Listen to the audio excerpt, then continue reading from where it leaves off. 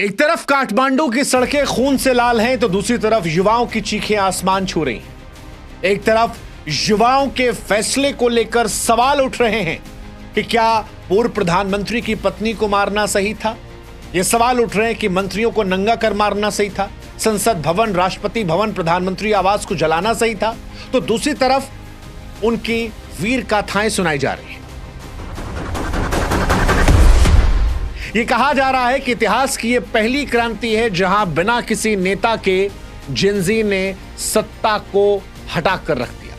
36-38 घंटों में सरकार बदल कर रख दिया। सोशल मीडिया पर मीम्स और वीडियोस डालने वाली जेनजी आज क्रांति का प्रतीक बन चुकी है। दुनिया में कई जगह युवाओं को इंस्पायर कर रही है। वो सरकार जो सोशल मीडिया को बैन करके इन्हें कमजोर कर रही थी, जेनजी उसे सत्ता से ही उखाड़ फेंकती है। 38 घंटों के अंदर प्रधानमंत्री कुर्सी गर्त में समा जाती है।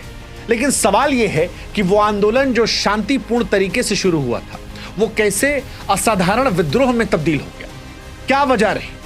ये सवाल बड़ा महत्वपूर्ण है, क्योंकि जब आप जड़ में जाएंगे तो आपको दिखाई पड़ेगा कि वो जेनजी जो हाथों में तख्तियां लेकर प्रोटेस्ट कर रहे थे, वो जो कह रहे थे कि सोशल मीडिया को बैन ना कीजिए, वो आज उग्र थे। उनका गुस्सा उग्र था। और ये गुस्सा यूं ही नहीं था। ये 38 घंटे में जो सरकार बदली है, ये यूं ही नहीं है। इसमें भ्रष्टाचार भी है, बेरोजगारी भी है, भाई भतीजावाद भी है, जेनजी की खूनी जंग भी है। और ये सब मिलाकर उस नेपाल को जो कभी शांति का प्रतीक था, आज अस्थिरता में डाल दी है। नेपाल क्यों जला, कैसे जला, इसे अगर आपको समझना है तो 4 सितंबर से कहानी शुरू करना पड़ेगा, जब एक बैंड ने चिंगारी जलाई थी, बाद में जिसे पुलिस की गोलियों ने आग में तब्दील कर दिया। एक ऐसी आग जो आज नेपाल के हर जिले में जल रही है। एक ऐसी आग जिसमें झुलसकर पूर्व प्रधानमंत्री की पत्नी मर चुकी है। एक ऐसी आग जिसमें झुलसकर सारी सरकार बाहर हो चुकी है। और एक ऐसी आग जिसने नेपाल को अस्थिरता के दौर में डाल दिया है। इस कहानी को शुरू से शुरू करते हैं और यह समझते हैं कि नेपाल में जो बच्चे शांतिपूर्ण प्रदर्शन कर रहे थे, वो गुस्से में आकर अपने ही देश की संपत्ति को नुकसान क्यों पहुंचाने लगे। कहानी 4 सितंबर से शुरू होती है।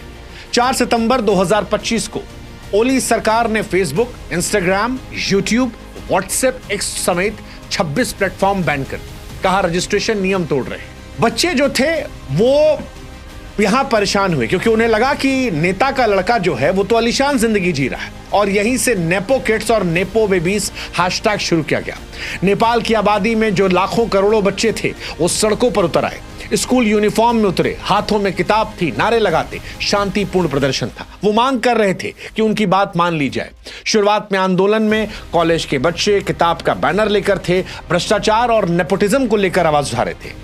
लेकिन सत्ता कई बार अंधकार में चली जाती है, सत्ता अभिमान में चली जाती है, सत्ता को लोगों से कनेक्शन खत्म हो जाता है। और नेपाल में भी यही हुआ। नेपाल की सरकार अपने ही बच्चों को दुश्मन समझने लगी। नेपाल की सरकार यह भूल गई कि ये उनके बच्चे हैं, उनके मुल्क के बच्चे हैं। और 8 सितंबर को पुलिस ने काठमांडू में इन बच्चों पर गोलियां चला दी। 20 बच्चे मारे गए, 300 से ज्यादा घायल हुए। किसी की छाती पर गोली लगी, किसी के पैर पर, किसी की आंख के नीचे। एक 22 साल का बच्चा संसद के बाहर नारा लगाते हुए पैर में गोली खा गया। एक और वीडियो आया जिसमें बच्चे कह रहे थे कि छाती पर गोली खाई, ये नेपाल का खून है। एक जूता दिखाई पड़ा जो खून से सना हुआ था, मृत छात्र का, सोशल मीडिया पर वायरल हुआ। लोगों ने हैशटैग चलाया ब्लडी शू नेपाल। और यह हैशटैग, ये तस्वीरें दुनिया भर में ट्रेंड की। ये वो तस्वीर थी जिसने नेपाल के लोगों के मन में गुस्सा भर दिया। ये वो तस्वीर थी जिसने दुनिया को दिखाया कि नेपाल की सरकार ने कैसे नेपाली बच्चों के साथ दमन किया। ये वो तस्वीर थी जिसके बाद इन बच्चों ने शांतिपूर्ण प्रदर्शन को छोड़ दिया। और फिर जो कुछ हुआ वो दुर्भाग्यपूर्ण था।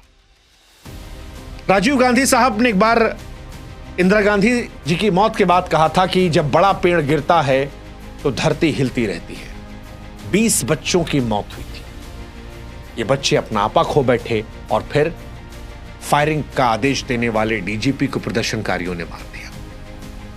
वो मीडिया चैनल जो बच्चों के हित की बात नहीं दिखा रहे थे, जो सरकार के भोंपू बने बैठे थे, उन चैनलों पर हमला कर दिया गया। टीवी स्टेशन को आग लगा दिया गया, मंत्रियों को निशाना बना दिया गया। नेपाल के वित्त मंत्री विष्णु पौडेल को गली में पीटा गया, दौड़ा दौड़ा कर, कच्छा पहन के उनका वीडियो वायरल हो रहा है। नेपाल के ऊर्जा मंत्री दीपक खड़का के घर से लाखों रुपए हवा में उड़ा दिए गए। पूर्व पीएम शेर बहादुर देवबा और उनकी पत्नी पर हमला हुआ, पत्नी झुलसकर मर गई। शांतिपूर्ण प्रदर्शन जो था वो खूनी क्रांति में तब्दील हो गया। हालांकि यह सब रुक सकता था अगर नेपाल के प्रधानमंत्री अपनी कुर्सी से मुंह छोड़ देते, क्योंकि सबको पता था कि जब बच्चों पर गोलियां चली तब प्रदर्शन उग्र हो गया था। नेपाल के प्रधानमंत्री चाहते तो आज ये घटनाएं रुक सकती थी, क्योंकि नेपाल जब जल रहा था तब भी ओली कुर्सी का मुंह पकड़े बैठे थे, कुर्सी नहीं छोड़ रहे थे। 20 मौत के बाद भी जिद थी। इस्तीफे से पहले सेना से सुरक्षा मांगी, हालांकि फिर सेना ने कहा कि पहले कुर्सी छोड़ो। ओली के घर पर हमला हुआ तो वो तो हेलीकॉप्टर से भाग गए, शायद दुबई भाग गए। उनका सियासी सफर 14 साल की उम्र से शुरू हुआ था। कभी राजशाही के खिलाफ आंदोलन, कम्युनिस्ट पार्टी, जेल जाना, 10 साल में 4 बार प्रधानमंत्री, हालांकि कार्यकाल कभी पूरा नहीं कर पाए। चीन के करीबी आधा दर्जन मंत्री का भी इस्तीफा हुआ। लेकिन इन सब के बीच में नेपाल जलता रहा। और नेपाल जला क्यों? क्योंकि वो गोली मारी गई थी।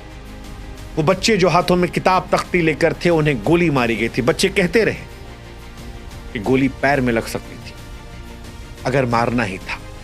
दूसरे तरीके अपनाए जा सकते थे, पानी की बौछार का इस्तेमाल था, लेकिन बच्चों को मारने कदम नेपाल ने उठाया। फिर बच्चों ने नेपाल को तबाह कर दिया। 13 एकड़ का राष्ट्रपति भवन कब्जे में लिया गया, सुरक्षा बलों से हथियार छीन लिए गए, घर फूंक दिया गया।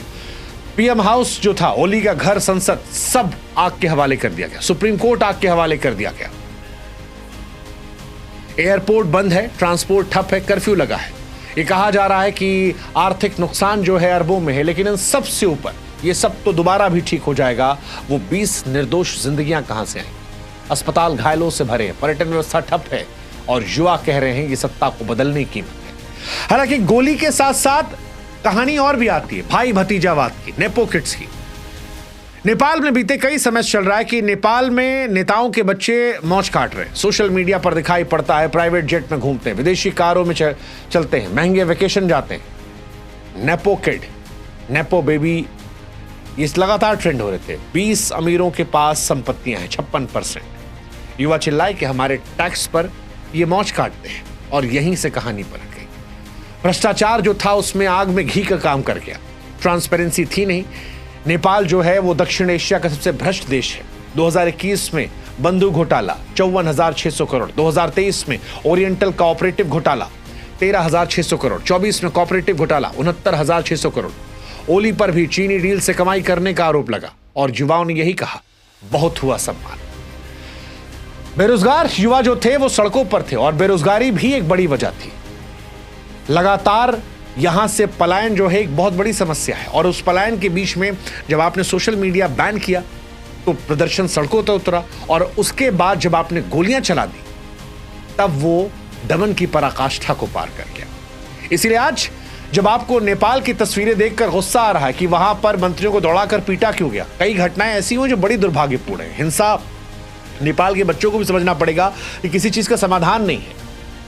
लेकिन फिर आपको यह भी देखना पड़ेगा कि 20 बच्चों को मार दिया गया। 20 बच्चों को, मासूम बच्चे, 18 से 28 साल के बच्चे, वो बच्चे जो नेपाल का भविष्य थे। और इसीलिए क्रांति अचानक नहीं फूटी। भाई भतीजावाद, भ्रष्टाचार, बेरोजगारी, सोशल मीडिया बैन, और फिर खून से लथपथ सड़कें, खून से सना जूता, नेपाल की जो हकीकत को दिखा रहा था, वहां से इन घटनाओं ने सत्ता को हिलाया।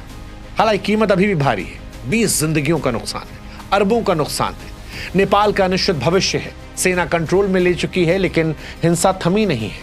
सवाल यह कि क्या नेपाल कोई क्रांति नई सुबह देगी या अराजकता में डुबो देगी? दुनिया देख रही है, जेन ज़ी कह रहे हैं हमारा समय आया, लेकिन सवाल यही है कि अभी नेपाल कितना और सहेगा, कितनी और जिंदगियां चुकानी पड़ेगी। ये सवाल बड़ा महत्वपूर्ण है, और इसीलिए आज हम पूछ रहे हैं कि इस दुर्दशा के लिए जिम्मेदार कौन? वो जेन ज़ी जिन्होंने सत्ता उखाड़ फेंकी, या वो नेता? और सबसे बड़ा सवाल, नेपाल का यहां से भविष्य क्या? सोचिएगा।